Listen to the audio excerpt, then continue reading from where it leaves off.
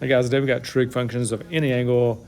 That is any angle, trig functions of them. Here we go. All right, general definitions. This is big, and the biggest thing in here is this right here. First of all, we're basing this on a circle, obviously. That's huge. X squared plus y squared is r squared. And that's just looking at that picture right there. If a point is right there on a circle, to get to that point, you go left that far, up that far. So how far is it from 0, 0? It's that far, which makes a right triangle, which is why that's x, that's y, that's r. So that's why x squared plus y squared equals r squared. So if that's true, that means here's what r is. Now I'd write this down if I were you. We're going to use this a lot. R is going to be the square root of x squared plus y squared.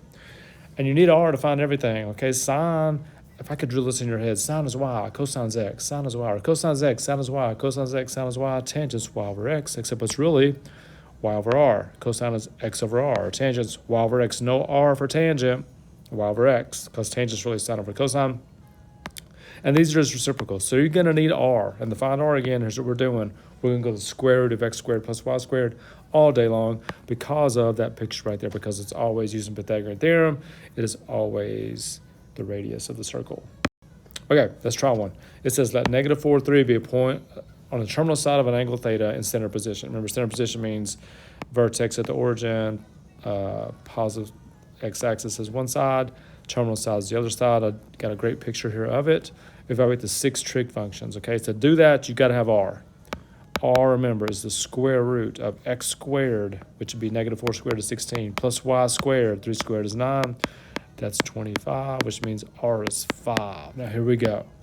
Sine theta, cosine theta, tangent theta. Got to give 6 answers. What goes with sine? Cosecant does. What goes with cosine? Secant does. What goes with tangent? Cotangent does. So here we go. Sine is y. Y is 3 right here. It's really y over r, so it's 3/5, which means cosecant is 5/3. Cosine is x over r, negative 4/5, which means secant is negative 5/4. Tangent, y over x, or sine over cosine, negative 3/4, negative 4/3. That's all you got to do. You got to find that r, though. For once you found r, piece of cake. I'll show you a couple more here. Okay, if the circle is a unit circle, meaning, that's the famous one. I know you had geometry, you know about the unit circle, but that means the radius is 1. Okay, so because the radius is 1 on a unit circle, that means you don't need to do y over r and x over r, because r is really just 1. Okay, and y over 1 is y, x over 1 is x. So if it's a unit circle, if the radius is 1, it's just sine is y, cosine is x, tangent is y over x. Okay, let's try one of those. All right, it says use the unit circle. They're telling you this is a unit circle to evaluate the 6 trig functions of 270 degrees. Now, 270, remember, halfway around, that's 180, so that's not anymore, that's 270.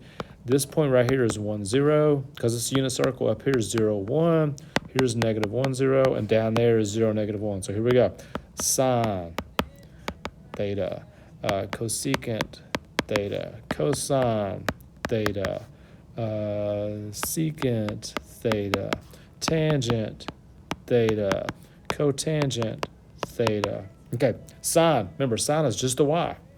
Y is negative 1. Because it's a unit circle, you don't need r. Cosine is just the x. It's 0. I forgot to do reciprocal here, which means cosecant, if you do reciprocal of negative 1, it's still negative 1. Negative 1 over 1. If you flip it, it's 1 over negative 1. Same thing. Now, here's what about secant. You can't flip 0. You cannot have 0 on the bottom. Okay, so it means secant does not exist. There is no secant. Same thing with tangent. Tangent is y over x, which would be negative 1 over 0. You can't have 0 on the bottom. There is no tangent. However, if I were to flip 0, negative 1 over 0, I get 0 over negative 1, which is 0. That's okay. Oh, and I wrote the word quadrantal on here. These angles, the angles like this one, the angles that are on the axis are called quadrantal angles. They're all going to be negative 1s and 0s like crazy if they're quadrantal. And we'll do some that are and some that aren't. We'll work on it tomorrow like we always do. See you then. Bye.